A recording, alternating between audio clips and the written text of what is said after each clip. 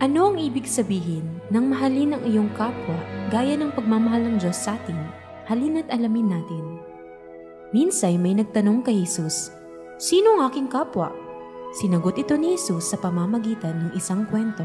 Sabi ni Jesus, May isang lalaking naglalakbay sa daan.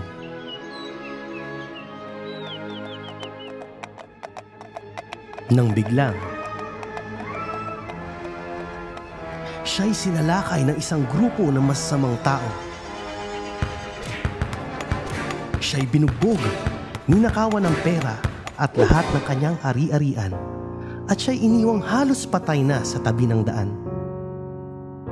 Makalipas ang ilang sandali, dumaan ang isang pari. At na makita ang lalaking nakahandusay, siya ay tumawid at dumaan sa kabila ng daan. Ito ay hindi pagpapakita ng habag. Matapos ito, mayroon ding kagalang-galang na pinuno ng isang reliyon ang dumaan sa lalaki at maging siya ay tumawid sa kabila ng daan.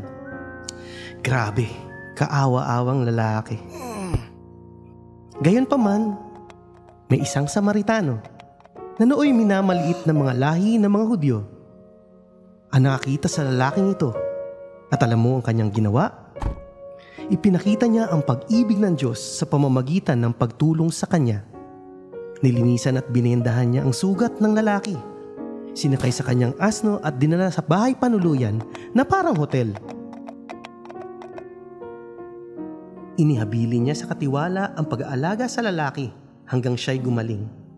Nag-iwan rin ng bariyang pilak ang Samaritano at sinabing ito ang bayad sa mga magagastos at kung ito'y kulang pa, babayaran ko ito sa aking pagbabalik. alam mo ba kung paano tinapos ni Jesus ang kwento? Sabi niya, Umayo ka at gayon din ang gawin mo.